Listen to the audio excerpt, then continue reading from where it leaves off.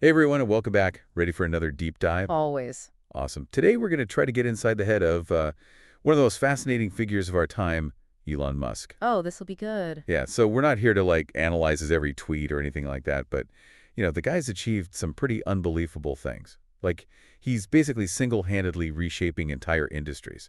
So we're going to look at what makes him tick, what are the kind of underlying principles behind his success, and we're going to use some of his own words as a guide. Okay. Yeah, from the book Elon Musk, Inspiration for Living a Rich Life. But, ultimately the goal here is to see what we can take away from all this. Like, how can we apply these kind of big, audacious thinking to our own lives, even if we're not trying to colonize Mars? Right, exactly. So one of the first things that jumps out when you read about Musk is this idea of dreaming big. I mean, the guy sets these goals that seems like they're straight out of science fiction, and then he actually goes after them. Yeah, he doesn't let the impossible, hold him back. Right? Like in the book, there's this quote where he says, if something is important enough, even if the odds are against you, you should still do it. Yeah, I love that. That's so powerful. Right. It's easy to just dismiss that as like a motivational poster quote. But when you look at what he's actually accomplished, it's like, okay, maybe there's something to this. Like maybe we should be taking that more seriously. I mean, think about SpaceX, for example. Yeah. Branding reusable rockets that we considered a pipe dream by most people in the industry. But Musk just wouldn't accept that. Right. He just kept pushing and pushing. And now, look, it's totally changing the game for space travel. So, yeah, there's something to be said for having that kind of unwavering belief. So it's not just blind optimism, though. Like Yeah. there's a real method to his kind of madness. And one of the keys is this thing he calls first principles thinking. Oh, yeah, that's a big one for him. Yeah, and it's something that we can all apply to, our own lives. Basically, he says it's important to reason from first principles rather than by analogy. Right. So instead of just copying what's already been done, Hmm. you start by breaking things down to their most basic elements. Asking those fundamental questions like, what is this thing? What is its purpose? How can we achieve that purpose using like the most basic building blocks? It's almost like taking apart a complex machine, right? Yeah, To understand how all the parts worked together and then putting it back together in a more efficient, more innovative way. exactly. And that's how he's approached, well, pretty much everything he's ever done, from electric cars to space travel to even like digging tunnels. With the Boring Company, yeah. Yeah, so it's really about challenging those long-held assumptions, right? And starting from scratch, not being afraid to ask, what if? And that actually brings us to something that I found really fascinating in the book, this idea about the importance of company culture. Musk actually said, the best part of Tesla is not the car, it's the company. Hmm, Which sounds kind of strange at first, right? I mean, Tesla makes these amazing cars. right. But it's about more than just the product, isn't it? Exactly. And I think what he's getting at is that, a company is ultimately a group of people working together. And it's the culture, the shared sense of purpose, that really drives innovation and success. Yeah, like the best companies, they don't just make things, they create a whole environment where people can thrive, where they can come up with new ideas, challenge each other, and actually make a difference. And that's what he's built at Tesla, a culture that prioritizes innovation, sustainability, customer satisfaction. Like all these things are baked into the DNA of the company. And it's not just limited to tech companies either. Right. Any organization, any team can benefit from having a strong culture. It's about defining those core values and then living them out every single day. So building that foundation, basically. Right, and that can lead to some pretty incredible results. But, here's where things get really interesting. Musk has this quote where he expresses some skepticism about rigid processes. He says they can actually hinder true creativity and intelligence. Yeah, I remember reading that and being kind of confused at first. Like, wait, don't processes help things run smoothly? They can, of course, but I think what he's warning against is letting processes become a crutch, right? Like a substitute for actual thinking. Right. If you're too reliant on following a set of rules, you might miss out on those opportunities to think outside the box, to come up with truly groundbreaking solutions. So it's not about throwing all processes out the window. No. It's about finding that balance between structure and freedom, between systems and, just letting people think creatively. Exactly. And that can be a tough balance to find, but it's essential for any organization or even just for us as individuals. So, are there processes in your life that might actually be holding you back? Like, what could happen if you allowed yourself a little more creative freedom? That's a great question to think about. Yeah, and it makes me think about another really important theme that runs through all of Musk's work, his focus on sustainability and the future. Absolutely. He doesn't just see technology as an end in itself, he sees it as a tool to solve these huge challenges facing humanity. Right, and you see that in everything from, Tesla's electric cars to Solar City's renewable energy solutions. It's about creating a future where technology actually worked in harmony with the planet, not against it. And it's not just about the technology itself, it's about creating a whole new mindset, a new way of thinking about how we interact with the world around us. And that's something we can all be a part of. Yeah, for sure. So we've covered a lot of ground here, from dreaming big to first principles thinking to the importance of company culture. And sustainability. Right, but there's still so much more to explore. Right, we've barely scratched the surface. Exactly. So we're going to take a quick break, but when we come back, we're going to delve even deeper into the mind of Elon Musk. Sounds good. Stay tuned, and we're back.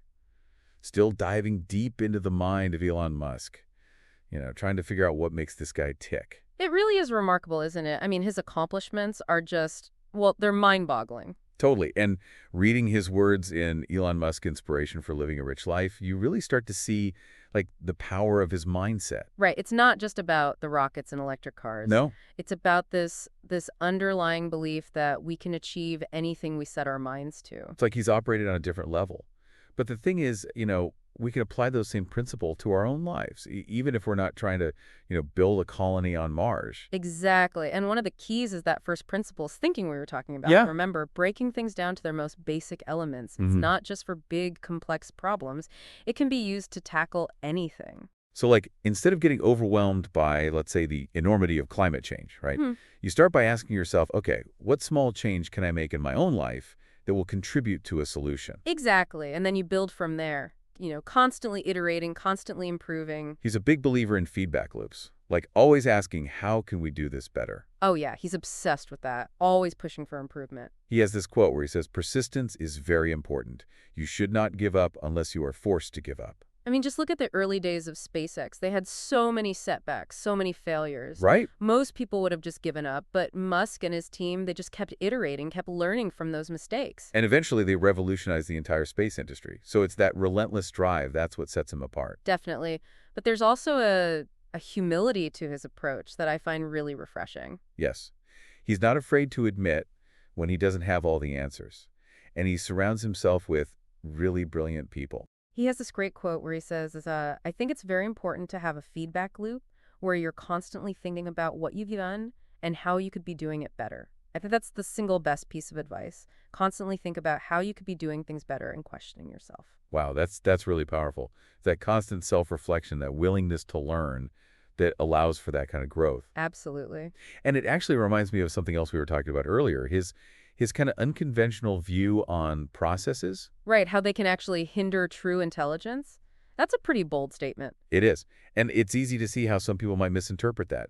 Oh, so we should just abandon all structure and do whatever we want. Right, chaos reigns supreme. But I don't think that's what he's saying at all. No, it's about finding that sweet spot, right? Yeah. Between having enough structure to be efficient, but also allowing for enough freedom to be creative. So it's not about blindly following procedures. It's about using your own judgment, your own critical thinking skills to figure out the best course of action. Exactly, and that's especially important in today's world, right? Where everything is changing so rapidly. You have to be adaptable. You have to be open to new approaches. So it's almost like he's encouraging us to be more like entrepreneurs, even in our own lives.